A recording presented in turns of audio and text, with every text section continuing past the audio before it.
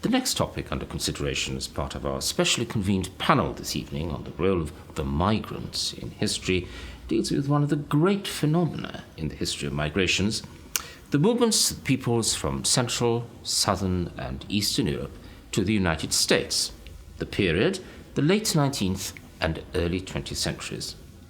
And we're fortunate enough to have with us this evening to talk about that topic Gary Gerstle, Professor of American History at the University of Cambridge. Gary, where did these people think they were travelling to? Well, they had heard of this place called America, surrounded with ideas of liberty. They had also had some sense that this was a booming economy, urbanizing, industrializing, desperate for more labor. Most of those who went from Eastern and Southern Europe in the late 19th and early 20th century were not dreaming entirely of a new life. They thought of themselves as labor migrants. Many of them were already involved in local migrant circles, locally and regionally in Europe. And many of them thought, well, the opportunities are better farther afield. And so they were drawn to America not in the first instance by visions of a life transformed or a fundamentally new identity. They were drawn by the promise of labor. They dreamed of good things. They had heard of streets paved with gold, but most of them had more modest goals. Good work, steady pay, and they were hoping that they could save enough money to come back to Europe and buy that farm or establish that shop that was beyond them at that time. And one can see this manifest itself, this pattern, in the demography of the migration, hugely overbalanced toward men, very few families. These were men in search of work, sustenance, and their dreams, in the first instance, were activated by their homelands and desiring to return there to make it. Now, there were some other groups who don't fit this pattern of men in search of work. There were the Irish, who were fleeing desperate economic circumstances, and they had no hope, really, of going home. They had no intent of giving up their Irishness, and they built their Irishness and went into one of the most pronounced ethnic identities in America. And there were Jews from Russia suffering from the pogroms, and they also had no illusions about going back to Russia or to Eastern Europe. So among some of these groups, there was a sense that going to America was constituting a big break. But they were in the minority. There was also a third group, there were political refugees, mostly political refugees on the left, socialists, anarchists, free thinkers, whose political activity in the parts of Europe they came from had made those European polities inhospitable places.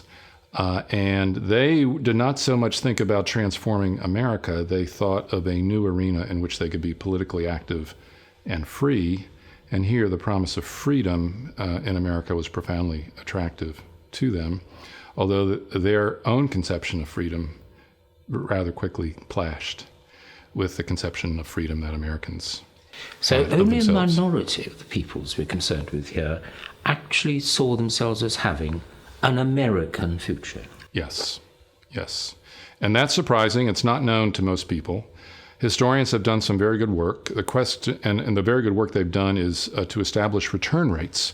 In other words, how many of the migrants who came from Eastern and Southern Europe returned?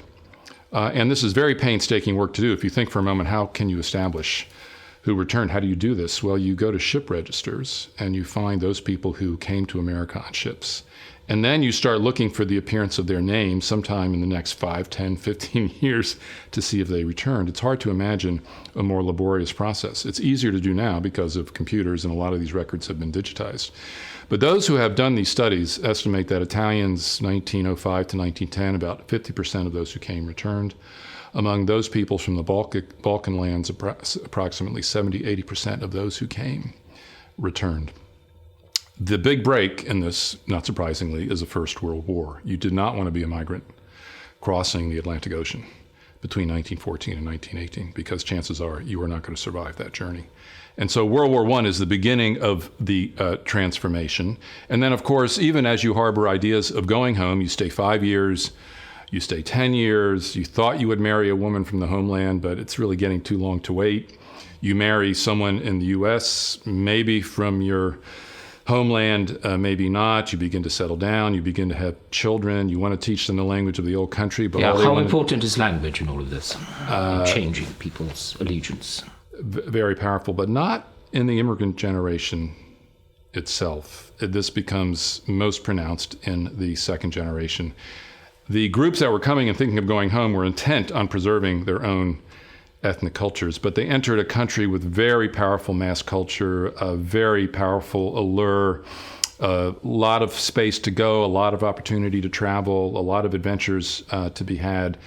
And so even though they maintained it among themselves for a time, among their children, they were by and large not successful in doing so. What I like to say about the United States over 2 or 3 generations is it's a place where foreign languages go to die.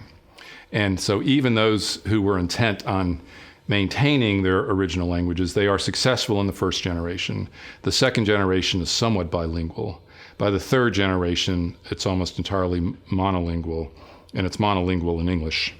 There's no more monolingualism in the language of the old country. So the environment of America does begin to transform people. And this is a young nation by European standards and has a zealousness about its liberty, about its national identity.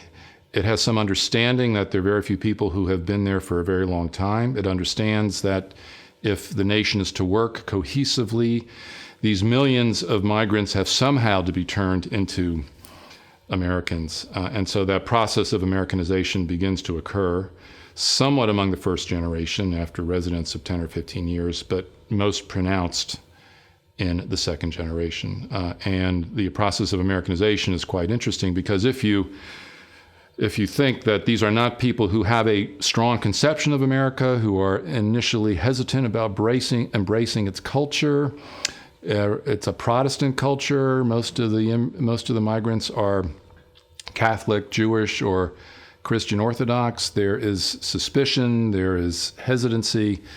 So initially, there's a reluctance among many of these migrants to Americanize, but there's also the allure of American culture, and then a willingness to encounter, to pick up new ideas. But the migrants become very dynamic players in the transformation of American culture. They have a sense of their foreignness, their exclusion, then they begin to discover the opportunities of America, but they also want to find ways of including elements of their traditional cultures in this new place. So as the history of the movies would show in the 20th century. As the history of the movies would show, and it's also true that many of the most important movie makers were themselves immigrants. It's one of the fascinating stories that the great myth makers about what America is were themselves born in foreign lands. It's a story of European migrants into the Great Republic, whose history, in a certain sense, you've already cast into an original light already for us, and we're looking forward to hearing much more later on. Gerstle, thank you very much indeed.